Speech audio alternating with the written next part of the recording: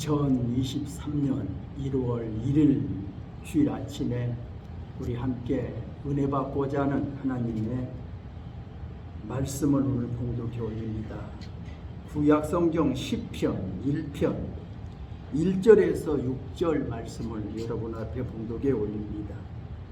복 있는 사람은 악인들의 꾀를 따르지 아니하며 죄인들의 길에 서지 아니하며 오만한 자들의 자리에 앉지 아니하고 오직 여호와의 율법을 즐거워하여 그의 율법을 주야로 묵상하는도다. 그는 시냇가에 심은 나무가 철을 따라 열매를 맺으며 그 잎사귀가 마르지 아니함 같으니 그가 하는 모든 일이 다 형통하리로다. 악인들은 그렇지 아니하며 오직 바람에 나는 겨와 같도다. 그러므로 악인들은 심판을 견디지 못하며 죄인들이 의인들의 모임에 들지 못하리로다. 무릇 의인들의 길은 여호와께서 인정하시나 악인들의 길은 망하리로다. 아멘.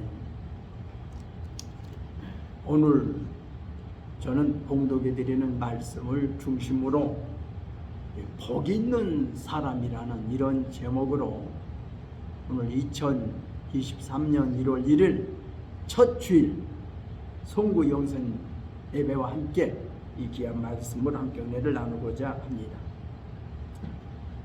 우리 예수님께서는 신약성경 마태복음 5장 산상순을 통해서 이렇게 8가지 복 있는 사람에 대해서 말씀하셨습니다. 심령이 가난한 자는 복이 있나니 천국이 그들의 것이고 애통하는 자는 복이 있나니 그들이 위로를 받을 것이고 온유한 자는 복이 있나니 그들이 땅을 기업으로 받을 것이고 의에 줄이고 목마른 자는 복이 있나니 그들이 배부를 것이고 긍휼히 여기는 자는 복이 있나니 저들이 긍휼히 여김을 받을 것이고 마음이 청결한 자는 복이 있나니 그들이 하나님을 볼 것이고 화평하게 하는 자는 복이 있나니 그들이 하나님의 아들이라 일컬음을 받을 것이고 의를 위하여 박해를 받는 자는 복이 있나니 천국이 그들의 것임이라.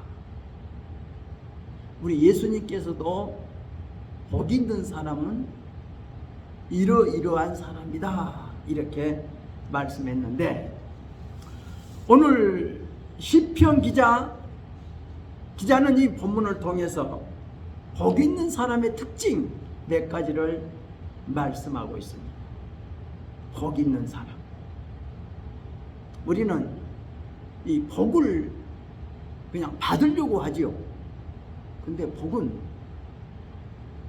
복이 따라야 돼요. 내가 복을 따라가면 복은 나에게 잡히지 않아요. 복 있는 사람에게는 복이 따라요. 그러나 복이 없는 사람은 따라가도 복이 도망가요. 그러니까 복이 없는 사람이 복을 따라가지 말고 복 있는 사람이 되어서 복이 따라야 돼요. 오늘 우리는 정말 복 있는 사람이 되어서 복이 따르는 사람이 되기를 바랍니다. 복 없는 사람이 되어서 복이 아무리 쫓아가도 복이 도망가는 사람 되어서는 안 돼요. 그래서 저는 오늘 본문 말씀을 통해서 복 있는 사람이 되자 이렇게 말씀을 드리고 싶습니다. 복 있는 사람의 특징 4가지가 있습니다. 오늘 본문에 보면 첫째 특징은 악인의 꾀를 따르지 않는다 그랬어요. 악한 자가 어떠한 방법으로 나를 유혹한다 할지라도 절대 내가 따르지 않는다 하는 말입니다. 돈을 주겠다, 명예를 주겠다, 권세를 주겠다, 아무리 나에게 유혹해도 따르지 않는 겁니다. 이게 복 있는 사람이에요. 그러니까 우리가 복 있는 사람이 되려면 악인의 꾀를 내가 따르지 않겠다. 악한 자가 와서 나에게 어떠한 뭐 술수로 봐가지고 날 유혹하고 이것 한번 해보자, 이것 한번 해보자 해도 내가 안 따르는 거예요. 이게 바로 복 있는 사람이라는 거죠. 두 번째 복 있는 사람의 특징은 죄인들의 길에 서지 않는다 그랬어요. 죄를 범하는 길이라고 생각되면 그 길에서 빨리 벗어나는 겁니다. 그 길에 서 있으면 안 돼요. 그 길에 서 있으면 죄를 범하니까. 도둑질하는 자와 함께 길에 서 있으면 내가 함께 그 죄를 범하게 돼. 거짓말하는 자와 함께 서 있으면 나도 함께 거짓말하는 자가 돼. 그 죄를 범하는 줄 알면서도 그 자들과 함께 길에 서 있거나 그 일을 내가 방조하거나 일을 못 본 채 하거나 내가 도와주면 나도 바로 복이 없는 자가 돼요. 그러니까 죄인들의 길에 함께 서 있지 않는 겁니다. 하여튼 죄의 길에서 빨리 벗어나야 돼. 이게 죄 짓는 길이다. 아니구나. 그러면 빨리 돌아서야죠. 죄 짓는 길인 줄 알면서도 서 있다. 그 길을 걸어간다. 이것은 악한 일에 동참하는 것이기 때문에 복 있는 사람이 되려면 빨리 죄의 길에서 빨리 벗어나야 된다는 겁니다. 또 복 있는 사람의 세 번째 특징은 뭡니까? 오만한 자들의 자리에 앉지 않는다. 오만하다 하는 말은 교만과 비슷한 말인데, 오만한 자들은 자신의 길을 닫아버리는 사람들이에요. 자신에게 아무리 바른 충고를 해주어도 듣지 않는 사람이에요. 귀가 가려워서 안 들어요. 하나님의 말씀도 안 들어요. 아무리 바른 말 해줘도, 자기 육대 말 해줘도 안 들어요. 이런 오만한 자들의 자리에 앉지 않는다. 그러니까 우리가 복 있는 사람이 되려면 우리 마음, 자세, 우리 행동 조심해야 된다는 거죠. 네 번째 특징은 적극적인 의미에서 오직 여호와의 율법을 즐거워하여 그의 율법을 주야로 묵상하는 자라고 이렇게 말씀하고 있습니다. 하나님의 율법을 즐거워한다. 하나님이 주신 말씀을 즐거워한다는 겁니다. 하나님의 말씀 읽는 것을 좋아하고, 하나님의 말씀 듣는 것을 좋아하고, 하나님의 말씀을 읽고 들은 말씀들을 주야로 묵상하면서 되새김하면서 사는 사람, 그런 사람이 바로 복 있는 사람이라고 하는 겁니다. 우리가 신약 성경 사도행전 8장 26절 이하의 말씀을 읽어보면, 에디오피와 여왕 간다게의 모든 국구를 맡은 갈린 내시가 하나님께 예배드리려고 예루살렘에 왔다가 고국으로 돌아가는 길에 수레를 타고 가면서 선지자 이사야의 글을 읽고 있었다고 성경은 기록하고 있습니다. 그는 얼마나 하나님의 말씀을 사모했던지 덜컹덜컹하는 수레를 타고 가면서도 그 수레 위에서도 하나님의 말씀을 읽고 있었다. 정말 하나님의 말씀을 우리가 즐거워해야 돼요. 하나님의 말씀을 어떤 사람들은 잠이 안 오니까 잠자기에서 수면제처럼 읽는 사람이 있다고 그럴 때, 하나님의 말씀은 수면제가 아니에요. 가장 정신이 맑을 때 하나님의 말씀을 가장 귀한 시간에, 하나님 앞에 나에게 주어진 첫 시간에 하나님의 말씀을 즐거워하면서 그 말씀을 읽고, 그 하나님의 말씀을 듣고, 그 말씀을 묵상하고 사는 사람이 복이 있다는 그런 말씀이죠. 저는 새벽이면 제가 일어나는데 3시에 일어나든 3시 반에 일어나든 4시에 일어나든 새벽기도 전까지 성경을 읽어요. 그때 성경 말씀은 꿀맛이에요. 얼마나 좋은지 몰라요. 성경 말씀. 제가 이 말씀을 즐거워요. 이 말씀 읽는 것이 즐거워요. 저는 누구를 기다린다, 차를 기다린다. 그러면 그 시간이 바로 기다리는 시간이 성경 읽는 시간이에요. 그러니까 시간이 기다린다, 시간이 좀 남았다, 차 시간이 좀 남았다. 저는 그 시간 좋아요. 누구를 기다린다, 그 시간 좋아해. 기다리는 시간이 성경 읽는 시간이니까, 차 시간을 기다리는 시간이 성경 읽는 시간이니까 저는 항상 성경을 항상 휴대하고 다녀요. 그래서 기다리는 시간에 성경을 읽어요.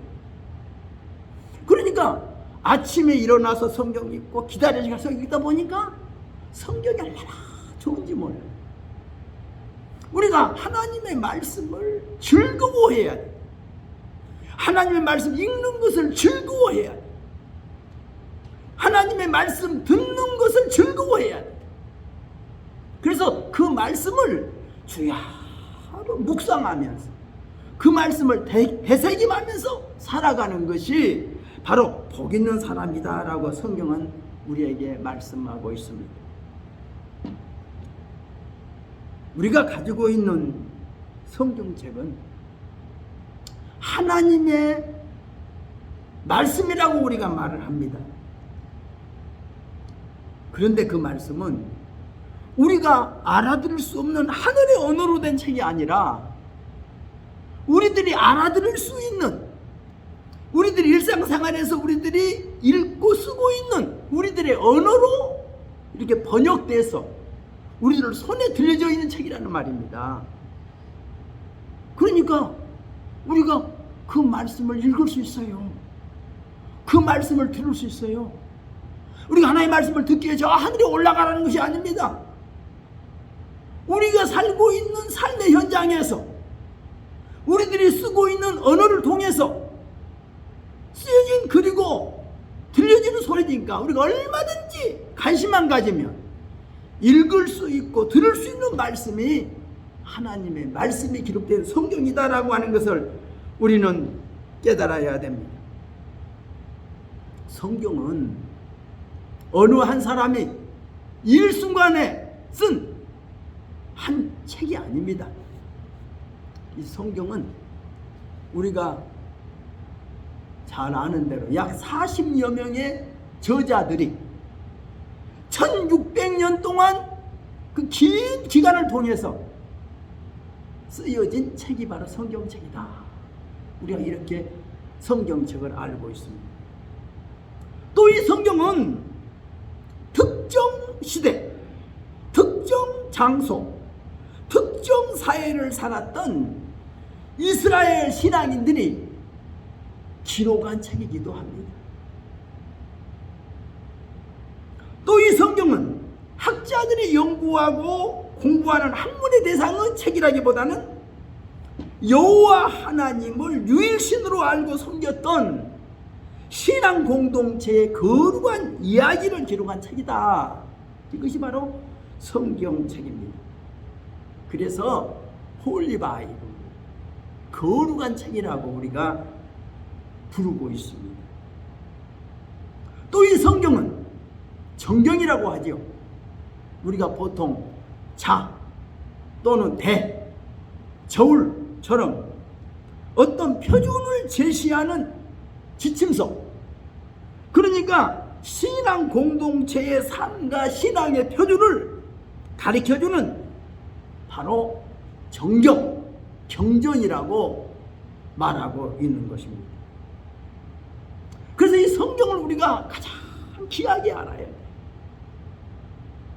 아주 중요하게 알아야 돼. 시편 기자는 말합니다. 이 하나님의 말씀이 얼마나 내게 단지 꿀송이 같습니다. 꿀송이 같다고 그랬어요. 말씀이 꿀송이처럼 달다. 목마른 사슴이 신의 물을 찾기에 갈급한 같이 내 영혼이 하나님의 말씀을 내가 갈급합니다.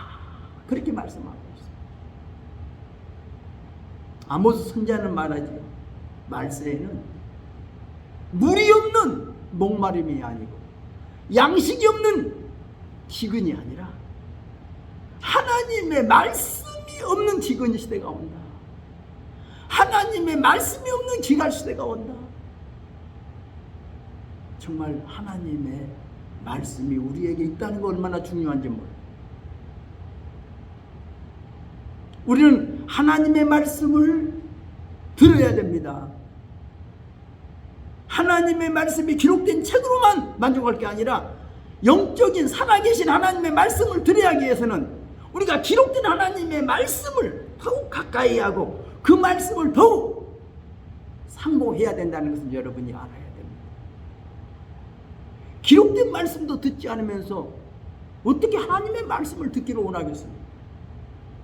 살아계신 하나님의 말씀을 듣고 싶으면 기록된 하나님의 말씀을 우리가 더 사모해야 돼요. 사도행전은 이렇게 말씀하고 있죠. 모세는 살아있는 하나님의 말씀을 하나님께 받아서 우리에게 전달해 주었다고 성경은 이렇게 우리에게 알려주고 있습니다. 어떻게 성경을 어떻게 보면 세 가지로 구분하죠. 하나는 율법서, 애언서, 다른 하나는 성문서. 근데 이것을 크게 보면 둘로 나눌 수 있어요. 하나는 위에서 주신, 위에서 계시된 하나님의 말씀, 다른 하나는 신앙인들의 신앙 간정집이라고 할 수 있죠. 하나님의 말씀을 듣고 내가 살았던 신앙 간증, 하나님의 말씀을 듣고 내가 고백한, 내가 노래요, 내가 시요, 이런 것들. 그러니까 성경은 크게 보면 두 가지로 나누어져요. 하나님이 모세를 통해서 선포된 율법, 하나님의 선지자들을 통해서 선포된 하나님의 말씀, 거기에 신앙인들이 그 말씀에 대한 반응, 이것이 성경입니다. 그래서 성경은 크게 보면 두 가지로 나죠. 하나님이 주신 말씀과 거기에 대한 인간들의 반응입니다. 이게 성경 전체예요. 그래서 성경을 읽어보면 우리가 구약 성경이 율법서, 역사서, 예언서 다 이렇게 성문서 다 기록되어 있지만 그게 보면 어떤 인간들의 삶의 현장 속에 하나님이 선지자를 통해서 늘 말씀하셨던 겁니다. 너희들의 사는 삶이 안 되겠다. 이렇게 살아서는 안 된다. 이렇게 살아라. 이렇게 살아라. 이런 하나님이 인간들이 살고 있는 삶의 현장 속에 선지자들을 통해서 하나님이 늘 말씀해 주시는 겁니다. 이렇게 살아라. 이렇게 살아라. 이렇게 살아라. 이게 성경이에요. 그래서 이 성경은 우리의 삶의 지침서입니다. 이렇게 살아야 된다는 거예요. 이렇게 말해라. 이렇게 행동해라. 이것은 하지 말아라. 이것은 해라. 그리고 우리는 성경을 늘 묵상하면서 살아야, 성경을 늘 읽고 들으면서 살아야 된다는 것이 성경 우리에게 주신 계시라는 것을 우리는 깨달아야 되겠습니다. 복 있는 사람, 이 복 있는 사람이 어떤 사람입니까? 오늘 성경에는 말씀합니다. 그는 시냇가에 심은 나무처럼, 시냇가에 심은 나무처럼 철 따라 열매를 맺는 사람이다 하는 거예요. 시냇가에 심어진 나무가 물 걱정 없어요. 시냇가에 심어졌으니까. 늘 흐르는 물에 심어져 있으니까 철 따라 열매를 맺는다는 거예요. 우리가 복 있는 사람이 되면 무슨 일을 하려고 하든지 그 일이 잘 되어져요. 왜? 복 있는 사람이니까. 그 사람이 가면 문이 닫힌 문도 열려. 그 사람이 가면 맥혔던 것이 풀려. 성경에는 요셉을 가리키잖아요. 요셉이 하나님과 함께 있음에, 하나님이 요셉과 함께 함에 형통한 자가 돼요. 형통한 자가 돼요. 그가 보디발을 섬길 때 요셉이 하는 일이 다 잘 되더라.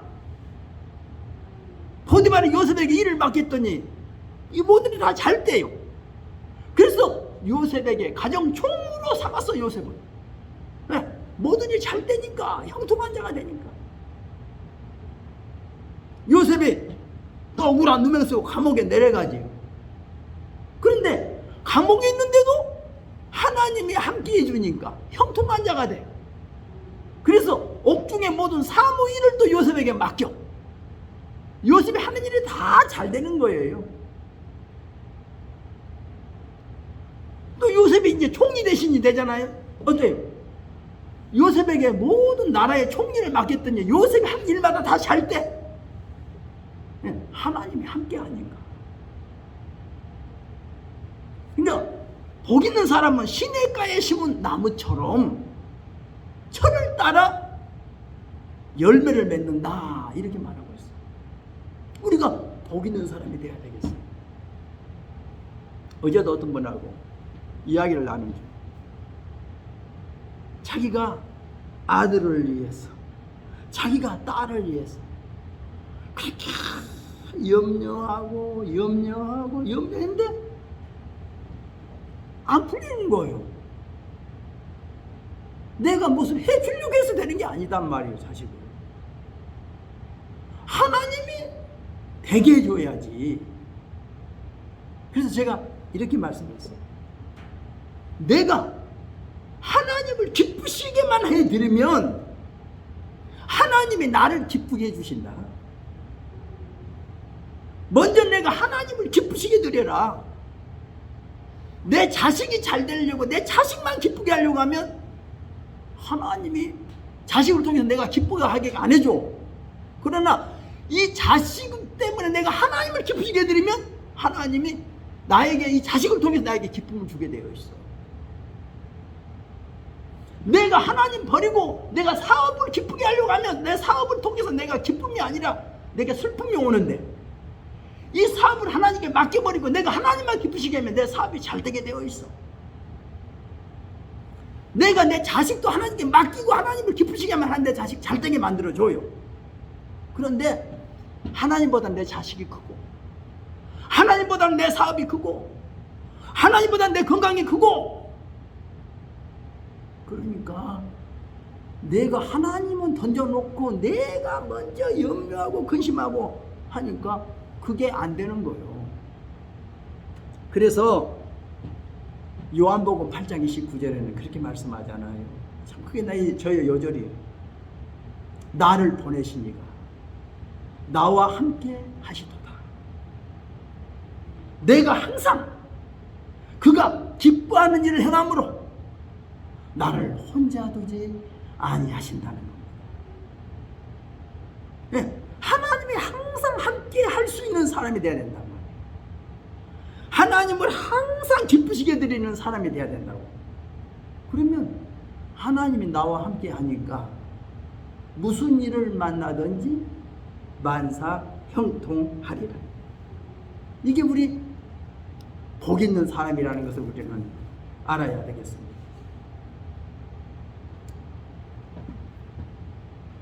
우리가 참 저 어려운 일을 누가 해야 되지?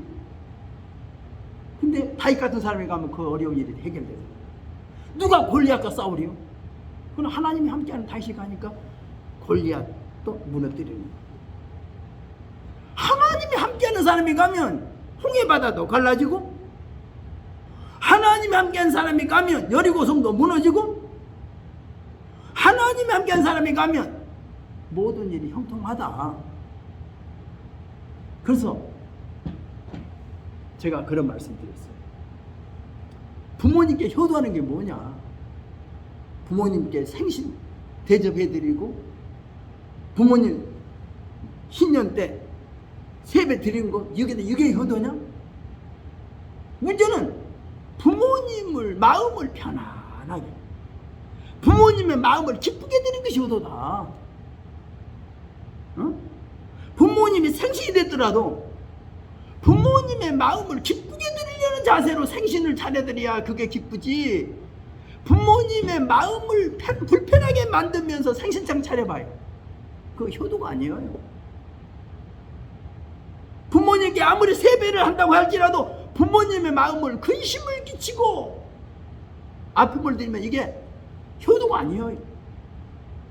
부모님을 기쁘시게 해드리려고, 기쁘시게 해드리려고.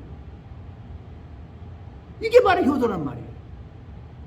우리가 하나님을 기쁘시게 드리자는 거예요. 기쁘시게 드리자. 히브리서 11장에 보면 믿음이 없이는 기쁘시게 못하나니, 하나님이 계신 것과 반드시 그가 자기를 찾는 자들에게 상 주시는 이심을 믿을지니라 그랬어요. 하나님을 기쁘시게 하는 자.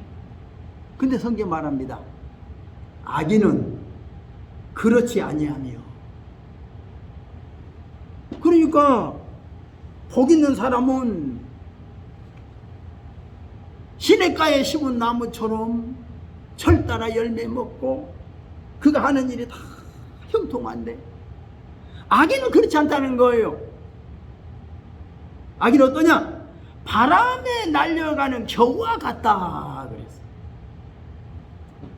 우리가 바람에 날려가는 겨라 그러면 얼른 요즘 농사를 잘 모르는 사람들 이해가 안 되겠죠. 근데 옛날에는 우리 시골에서 농사 지은 분들은 보면 농사 지어가지고 이렇게 풍로로 날리면 알곡은 쏟아지고 겨는 날아가잖아요. 응? 알곡은 쌓여지고 겨는 죽정이는 날아가고. 그러니까 알곡과 죽정이를 갈라서 어때요? 알곡은 창고에 드리고 죽정이는 불에다 태워. 그냥 불에다 태워. 요한계시록에는 이렇게 말씀하고 있어요. 누구든지 생명책에 기록되지 못한 자는 불못에 던져지리라. 생명책에 기록된 자들은 천국으로 들어갈 알곡이고, 생명책에 기록되지 못한 자들은 불못에 던져지게 되는 죽정이와 같은 겨와 같다는 겁니다. 요한계시록 21장 8절에도 말씀합니다. 두려워하는 자들과 믿지 아니하는 자들과 흉악한 자들과 살인자들과 음행하는 자들과 점술가들과 우상숭배자들과 거짓말하는 모든 자들은 불과 유황으로 타는 못에 던져지리니 이것이 둘째 사망이라. 또 요한계시록 20장 10절로 보면 또 그들을 미혹하는 마귀가 불과 유황못에 던져지니 거기는 그 짐승과 거짓 선지자도 있어 세세토록 밤낮 괴로움을 받으리라. 그러니까 우리가 악인은 그렇지 않는다. 악인은 심판을 견디지 못한다. 바람에 날려가는 겨와 같다. 악인들은요, 심판할 때 견딜 수 없는 무서운 일이 닥칩니다. 홍수 심판 같은 일이 와도 홍수 심판에 모조리 다 물로 심판당해요. 소돔 고모라 같은 그 형벌에 다 불타 다 죽어요. 그러나 하나님은 그런 중에서도 하나님 뜻대로 사는 노아와 그의 식구 8식구는 하나님이 구원해줘. 소돔 고모라 불타는 그 가운데서도 하나님은 롯과 그의 식구를 구원해줘. 이번에도 뜻하지 않는 어려운 일들이 많이 닥칩니다. 물론 그 어려운 일 닥치는 것이 우리가 불의의 사고지요. 불의의 사고. 우리는 무슨 일이 닥치는지는 몰라요. 그러나 우리가 항상 하나님의 보호를 받아야 돼요. 하나님의 보호를 받아야 돼요. 하나님이 지켜줘야 돼요. 악인들은 심판을 견디지 못해요. 바람에 불리는 겨와 같다고 그랬어요. 복 있는 사람이 되십시다. 복 없는 사람이 되어서 복 하고 따라가고 쫓아가고, 아무리 복조리 갖다 놓고 아무리 새해 복 받겠다고 복하고 쫓아다녀 보세요. 그 복이 자기에게 따르는 게 아니에요. 복 있는 사람은 가만히 있어도 복이 따라요. 복 없는 사람은 아무리 쫓아가도 복이 도망가요. 그래서 저는 오늘 본문 말씀을 통해서 복 있는 사람이 되자. 복 있는 사람처럼 악인의 길을 쫓지 말자. 죄인의 길에 서지 말자. 오만한 자의 자리에 앉지 말자. 여호와 율법을 즐거워하고 그 율법을 주야로 묵상하자. 그래서 하나님이 함께하는 자가 되었어. 하나님을 기쁘시게 하는 자가 되었어. 여러분이 하고자 하는 모든 일에 형통한 축복이 따르기를 주의 이름으로 축원합니다. 기도하겠습니다. 하나님 아버지, 복 있는 사람이 되게 하옵소서. 예수님이 말씀하신 복 있는 사람이 되게 하옵소서. 악인의 길을 따르지 않고 죄인의 길에 서지 않고 오만한 자들의 자리에 앉지 않고 오직 여호와 율법을 즐거워하여 그 율법을 주야로 묵상하는 복 있는 자들이 되게 하여 주옵소서. 예수님의 이름으로 기도드리옵나이다. 아멘. 우리 함께 잠깐 기도하겠습니다.